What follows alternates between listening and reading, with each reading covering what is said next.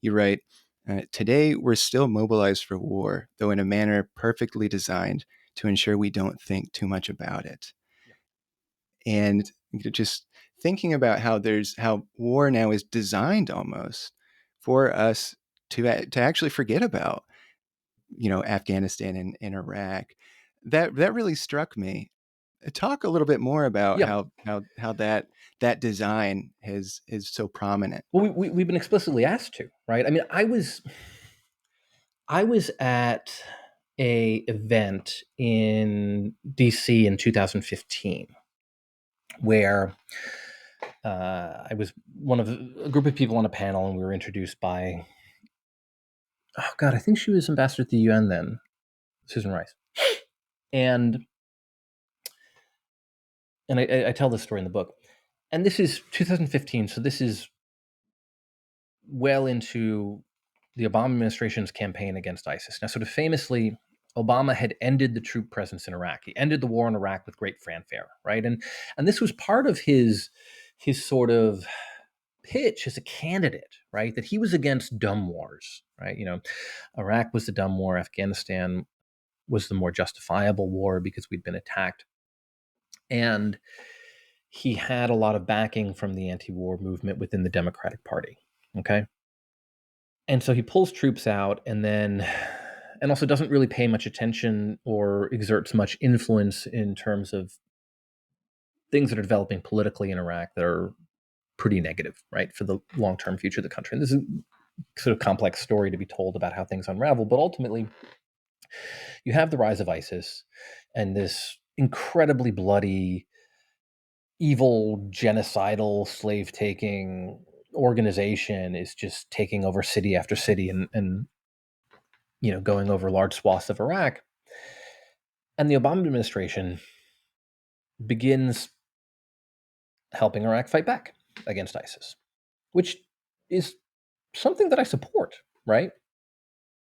If ISIS is advancing on the Yazidi population, and it would be a good thing to drop some bombs and slow their advance and give the Peshmerga more time to move in, I'm all for it, because ISIS gaining control of Yazidi population means they murder everybody except for the women who they take in slavery and rape. And yet, the Obama administration does not want to admit that the war has started again, the war that they had ended. And the Obama administration, from the very beginning of the administration, had argued that the president has really wide latitude in terms of the use of military force. That there's a global battlefield that the president is pretty unconstrained. And when they start fighting back against ISIS, instead of seeking for a new authorization for the use of military force, they argue that this is covered under previous congressional authorizations, right? The 2001 authorization, which was intended for Afghanistan, and ISIS obviously didn't exist in its current form as an organization right then. It wasn't on anybody's radar. But because that authorization allows for fighting against Al Qaeda and associated forces, that came to mean almost anything. It currently means groups in Africa that have a limited connection to the sort of terrorist movements that authorization was intended for, and which have never done any strikes outside of their region. So they argue that the president has the authority to do this. And at the same time that they're waging this war, they're telling the American public that they're not at war, right?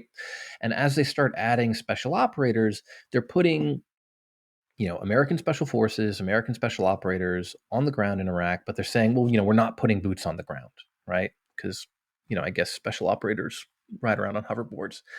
And they, at one point, there's this sort of comical press conference. I believe it's with the Pentagon's spokesperson, where one of these guys ends up in combat, right? And so there's a question: are we sending troops into combat? And the spokesperson is doing this sort of awkward dance, with saying like, well, no, like we're not sending troops into combat, but sometimes they end up in combat situations, right?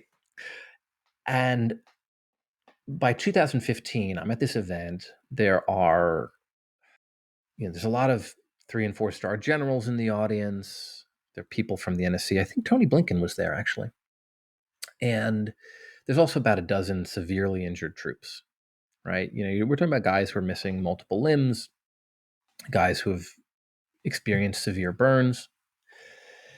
And then Ambassador Rice is talking about the topic of the panel, which is, veterans issues. And she says, this is important to us as an administration. One of our proudest accomplishments is ending the wars in Iraq and Afghanistan. And somebody in the audience goes, right? And it was this bizarre moment because, like, who are you kidding? Like, are you trying to kid us or yourself? And Obama said the same thing at a fundraiser not much later. So as we're radically amping up the amount of sort of military involvement of the United States in the war against ISIS, the Obama administration is trying to trot out this line that the wars are over. And that is, I think, politically made sense, right? You want to tell the American public the wars are over, but we're still killing the bad guys, right? Which is what Biden said when he brought troops home from Afghanistan, right? The war is over, but we retain over the horizon strike capability, right? So the war is over, but the killing will continue. And it's, I think, a very unsettling thing to have politicians realize the effectiveness of telling people that we're going to continue killing people, but you need not consider it war and you need not concern yourself with it as an American citizen.